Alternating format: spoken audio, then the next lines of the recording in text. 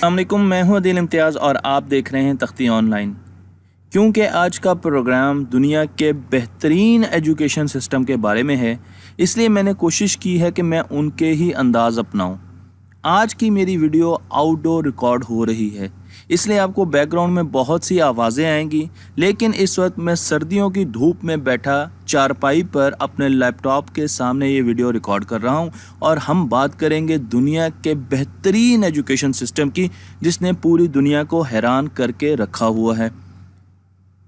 इस education system में ऐसी क्या ख़ास बात है? इनके रिज़ल्ट चेक करते हैं और रिज़ल्ट भी इनके अपने स्कूल के अपने बनाए हुए इम्तिहानों से नहीं चेक करेंगे, बल्कि programme for international student assessment PISA testing के ज़रिए इनके रिज़ल्ट चेक करेंगे, जो कि दुनिया का सबसे बड़ा टेस्ट होता है।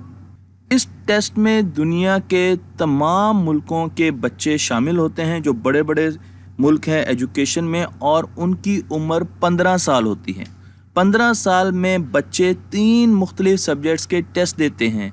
इन सब्जेक्ट्स में साइंस के टेस्ट होते हैं, मैथमेटिक्स के टेस्ट होते हैं और रीडिंग के टेस्ट होते हैं, और उनकी बिना पर इनकी असेसमेंट की जाती है, एवेलुएशन की जाती है और नंबर्स दिए जाते हैं। तो मैं आपको लेके चलता हूँ उस मुल्क जिसने पिज़ा टेस्ट में 2000 से 2012 तक अपनी धाक बैठा के रखी। इस मुल्क का नाम है फिनलैंड। 5.5 मिलियन इसकी आबादी है, 55 लाख की आबादी का मुल्क है। लेकिन अगर आप इस ग्राफ को देखें तो आपको अंदाज़ा होगा कि 2000 से 2012 के बीच में इन्होंने साइंस, मैथ और लिटरेसी में पिज़ा के तमाम ममालिक के बच्चों से ज़्यादा नंबर लिए। मैं आपको एक और ग्राफ दिखा रहा हूँ जिसमें आप मुख्तलिफ मुल्कों का कंपैरिजन भी देख सकते हैं। तो आप देख सकते हैं कि फिनलैंड सबसे ऊपर है और अमेरिका इन मुल्कों में सबसे नीचे है। तो इससे आपको अंदाज़ा होता है कि फ़िनलैंड का एजुकेशन सिस्टम कितना अच्छा है। 2015 के टेस्ट फ़िनलैंड के लिए कुछ इतने अच्छे साबित नहीं हुए, लेकिन फिर भी फ़िनलैंड टॉप 5 मुल्कों में है। तो ये वो वाहिद मुल्क है जिसने 12 साल तक पिज़ा टेस्ट पर राज किया। आपको अगर उन मुल्कों की फहरिस्त दिखाई जाए जो मैथमेटिक्स में बहुत अच्छे रहे, तो आप देख सकते हैं कि इनको गहरे सब्ज़ रंग से दिखाया गया है। इनमें आपको फ़िनलैंड नज़र आएगा, यहाँ पर देखें ये फ़िनलैंड है। फिर आपको चाइना, जापान और कनाडा, तो ये वो चीदा मुल्क हैं जो आपको मैथमेटिक्स में बहुत अच्छे नंबर लेते हुए नज़र आएंगे। इसी तरीके से अगर हम साइंस की परफॉर्मेंस देखें तो उसमें भी आपको Finland top of the list नज़र आएगा। चाइना और कनाडा फिर बहुत अच्छे ममालिक हैं। तो पिज़ा 2015 के अगर हम स्कोर देखें तो उसमें भी आपको फ़िनलैंड बहुत अच्छे नंबरों से दुनिया के नक्शे पर उभरता हुआ नजर आएगा। तो फिनलैंड में आखिर ऐसी क्या बात है इनके एजुकेशन सिस्टम में? वो कौन सी चीज़ें हैं जिनकी बिना पर इनके बच्चे बहुत अच्छे मार्क्स लेते हैं?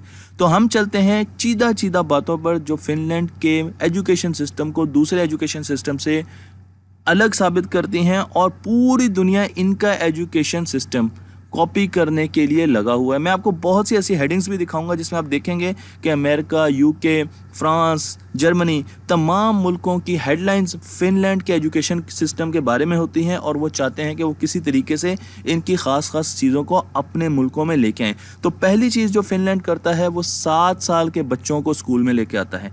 छोटी उम्र के बच्चों को स्कूल में नहीं लेके आता, उनको घरों में रहने दिया जाता है ताकि वो अपनी नानी से सीखें, अपनी दादी से सीखें, अपने वालिदैन से सीखें, कहानियाँ सुनें, खेलें कूदें, शरारतें करें।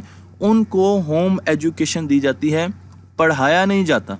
बच्चों को इनकरेज किया जाता है कि वो मुख्तलिफ़ किस्म की एक्टिविटीज़ में हिस्सा लें, और इस चीज़ को अब अडॉप्ट किया जा रहा है बहुत और मुल्कों में। मैं आपको यहाँ पर एक अमरीकी अखबार की हेडलाइन दिखाता हूँ जो ये कह रहे हैं कि हमें फ़िनलैंड से सीखना चाहिए और हमें बच्चों को 7 साल की उम्र में स्कूल में लेके आना चाहिए। इसके साथ साथ फ़िनलैंड अपने बच्चों को खाना फ्री देता है, खुद खाना देता है।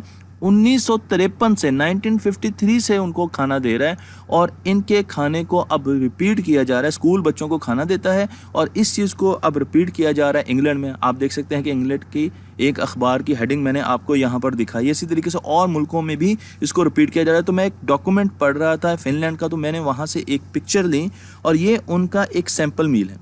तो मैंने इसके साथ इसकी पूरी डिटेल भी यहाँ पर डिस्प्ले कर दी। तो आप देख सकते हैं कि इसके अंदर एक उबला हुआ आलू है, सब्जियां हैं, बॉयल्ड सब्जियां भी हैं, कच्ची सब्जियां भी हैं, मछली का एक पीस भी है, रोटी जिसे वो ब्रेड कहते हैं, और दूध का गिलास है। तो ये वो मील है जो बच्चों को दिया जाता है और कहा यह जाता है कि इस खाने की वजह से भी उनके अच्छे नंबर आने पर बहुत ज़्यादा असर पड़ता है। फिनलैंड में हर चीज़ फ्री है। स्टेशनरी, बुक्स, बैग्स, हर चीज़ स्कूल की तरफ से मिलते हैं।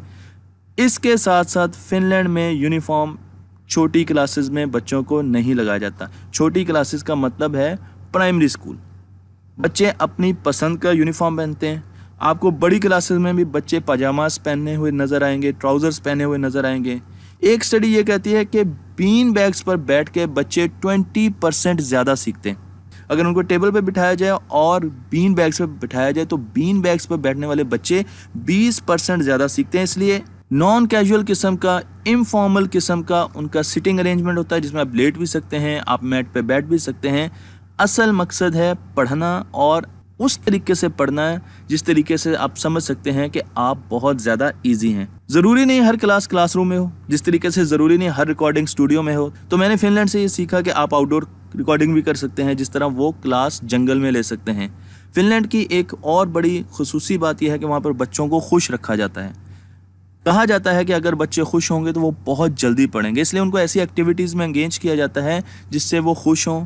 आप यहाँ पर मुख्तलिफ किस्म की पिक्चर्स देख रहे हैं और आप देख रहे हैं कि डिसिप्लिन, जिसे हम कहते हैं कि डिसिप्लिन की पाबंदी नहीं है। फिनलैंड में आपको ये डिसिप्लिन नज़र नहीं आएगा, लेकिन उनके बच्चे बहुत ज़्यादा परफॉर्म करते हुए ज़रूर नज़र आएंगे। फिनलैंड में होमवर्क नहीं होता। 2016 तक फिनलैंड में बहुत कम होमवर्क था। 2016 में फिनलैंड में होमवर्क ख़त्म कर दिया गया। तो बच्चा अगर 1 बजे 2 बजे घर जाएगा तो उसको होमवर्क नहीं करना पड़ेगा। वो घर में अपने वालिदैन के साथ बातचीत करेगा, मूवीज़ देखेगा, दोस्तों के साथ खेलेगा, वो और सोशल किस्म की एक्टिविटीज़ करेगा। इसी तरीके से फिनलैंड में टेक्नोलॉजी का इस्तेमाल बहुत ज़्यादा होता है। क्लास में मुख्तलिफ़ किस्म की वीडियोज़ दिखाई जाती हैं, यूट्यूब भी दिखाई जाती है। इसके साथ साथ सोशल मीडिया के फोरम्स भी एक्सप्लोर किए जाते हैं। तो टेक्नोलॉजी का काफ़ी ज़्यादा इस्तेमाल होता है और इस टेक्नोलॉजी की बेसिस पर बच्चों को छोटे छोटे प्रोजेक्ट्स दिए जाते हैं कि वो खुद इसका आंसर ढूंढे। एक अमेरिकन अपने एक आर्टिकल में लिखता है कि जब मैं फिनलैंड गया और मैंने फिनलैंड के स्कूलों में देखा तो हर वक्त क्लास से बाहर बच्चे शोर कर रहे होते हैं। मैं हैरान होता था कि ये पढ़ते कब हैं और टेस्ट में नंबर कैसे लेते हैं।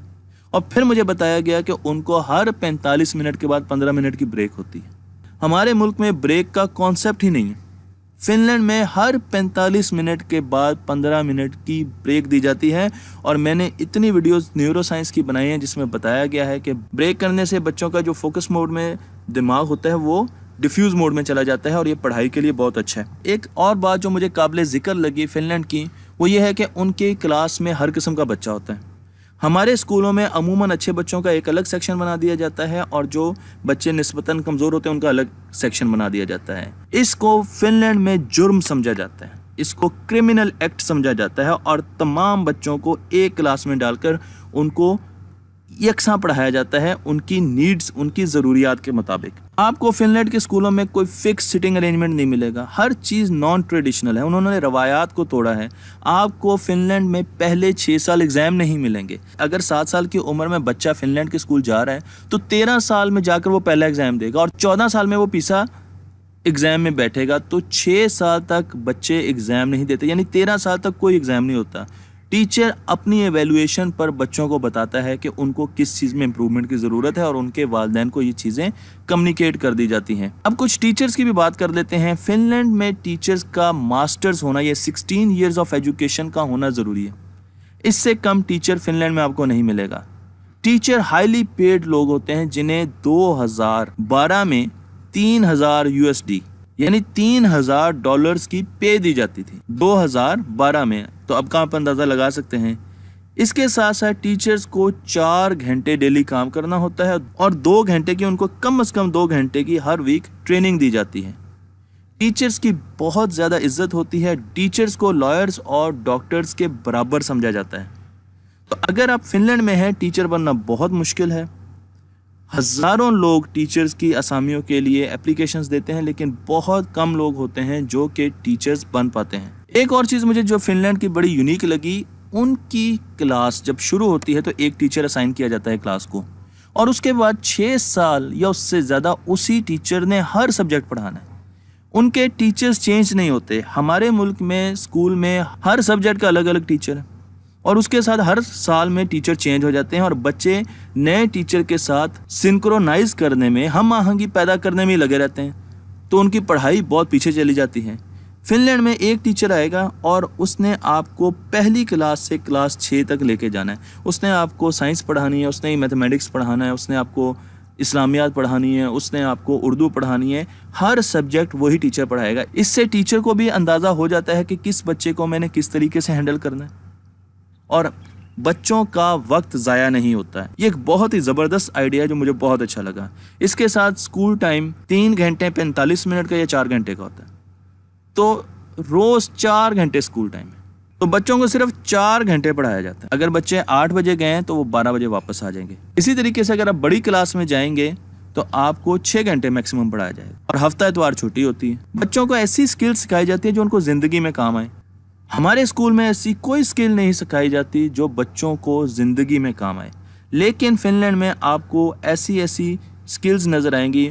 वो कटिंग कर सकते हैं, वो ग्राइंडर चला सकते हैं, वो दीवार में ड्रिल करके सुराख कर सकते हैं, वो कारपेंटर की तरह काम कर सकते हैं। तो बच्चों को हैंड्स ऑन ट्रेनिंग दी जाती है। और आखिर में मैं फिनलैंड की एक ऐसी चीज़ के बारे में आपको बताने जा रहा हूँ जो फ्यूचर है एजुकेशन का, जिसे फिनोमिना बेस्ड लर्निंग PBL कहा जाता है, जिसे फिनोमिना बेस्ड लर्निंग यानी PBL कहा जाता है। पूरी दुनिया में इस पर बहुत ज़्यादा रिसर्च हो रही है और उसकी वजह यह है कि फिनलैंड ने इसको अडॉप्ट किया है। और क्योंकि पूरी दुनिया के सिस्टम्स, एजुकेशन सिस्टम फिनलैंड को कॉपी करते हैं, इसलिए इस पर बहुत ज़्यादा डिबेट हो रही है और मैं इस पर पूरी अलग वीडियो बनाऊंगा।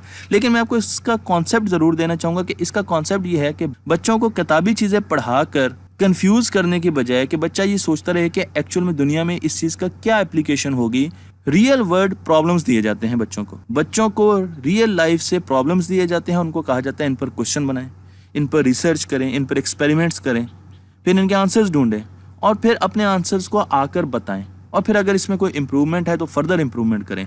मैं आपको एक एग्जांपल देता हूँ। PBL में एक टॉपिक होता है लेकिन उस पर मुख्तलिफ सब्जेक्ट्स की एप्लीकेशन होती है। मसलन एक टीचर ने बच्चों को सवाल पूछा कि हम सोसाइटी में साइंस की मोहब्बत कैसे पैदा कर सकते हैं, तो बच्चों ने कहा कि हमें साइंस के सब्जेक्ट्स लेने चाहिए, कोई भी साइंस का टॉपिक लें, मसलन हैबिटेट्स लेने, और उस पर पपेट शो होना चाहिए, लोगों को इनवाइट करना चाहिए और उस पपेट शो में लोगों को हम एक स्क्रिप्ट के साथ एक छोटे से स्किट से समझाएं कि साइंस में तरक्की कैसे होती है। अब सबसे पहले उन्होंने एक टॉपिक लिया जो कि हैबिटेट्स का था और उन्होंने हैबिटेट्स को बहुत अच्छे तरीके से पढ़ा, तो उन्होंने साइंस को पढ़ा। उसके बाद उन्होंने एक पपेट शो डिज़ाइन किया, तो उन्होंने आर्ट्स को भी बीच में लेके आए। अब आप देख सकते हैं कि ये दरख्त आपको नज़र आ रहा है और एक बहुत ज़बरदस्त उन्होंने आर्टिस्टिक व्यू दिया है सामने बैठे हुए लोगों के लिए। और उसके बाद एक स्किट बनाया गया जिसमें लैंग्वेज आ गई, क्योंकि बच्चों ने मुख्तलिफ किस्म के स्किट करके दिखाने थे, इसमें लैंग्वेज आ गई। तो 3 सब्जेक्ट कवर हो गए एक टॉपिक में। इसे हम फिनोमिना बेस्ड लर्निंग कहते हैं। मसलन मैं आपको एक और एग्जांपल देता हूँ कि एक टीचर ने सवाल दिया कि फिनलैंड की टीम यूरो कप कैसे जीत सकती है फुटबॉल का। तो बच्चों ने सबसे पहले फिनलैंड की टीम पर रिसर्च की, कौन से खिलाड़ी हैं, कहाँ पर खेलते हैं, क्या क्या वीकनेसेस हैं उनकी, क्या क्या स्ट्रेंथ हैं। फिर उन्होंने बाकी पूरे यूरोप की टीम्स को देखा, उन्होंने यूरोप का नक्शा भी देखा, जियोग्राफी भी आ गई। उसके साथ उन्होंने यूरोप की टीमों को देखा, फिर उनकी स्ट्रेंथ्स देखी, फिर ये भी देखा कि उनको कितने कितने पैसे मिलते हैं, करेंसी भी स्टडी की उन्होंने मुख्तलिफ मुल्कों की, वो कितना वक्त खेलते हैं, वो कहाँ कहाँ ट्रैवल करते हैं दुनिया में। उसके साथ उन्होंने पूरी मैथमेटिकल मॉडलिंग करके भी दी कि प्लेयर्स कैसे कैसे पास देते हैं। और एंड पे उन्होंने एक सॉफ्टवेयर डिज़ाइन करके दिया है जिसने ये बताया कि हर मद्दे मुकाबिल प्लेयर की भी क्या स्ट्रेंथ है और क्या वीकनेस है और उसको आप कैसे गेम प्लान के ज़रिए बीट कर सकते हैं। इस एक प्रोजेक्ट के पीछे उन्होंने इतना स्टडी किया, उन्होंने इतनी चीज़ों के बारे में जाना जो हम सोच ही सकते हैं। आज से 4 साल पहले मैंने एक स्कूल शुरू किया और स्कूल में मैंने एक प्रोजेक्ट दिया कि हमें अपने छोटे से शहर का एक ट्रैफिक कंट्रोल सिस्टम बनाना है, क्योंकि हमारे शहर में कई जगह पर बहुत ज़्यादा ट्रैफिक कंट्रोल होती है। मुझे अंदाज़ा नहीं था कि उस वक्त मैं फिनोमिना बेस्ड लर्निंग की तरफ जा रहा हूँ। लोगों ने बहुत जल्दी मुझे स्कूल से निकाल दिया, लेकिन आज जब मैंने फिनलैंड के स्कूलों पर रिसर्च की तो मुझे एक टॉपिक ऐसा नज़र आया जिसमें बच्चों की एक क्लास को कहा गया कि आपने अपने शहरों के ट्रैफिक जैम्स के प्रॉब्लम को सॉल्व करना है।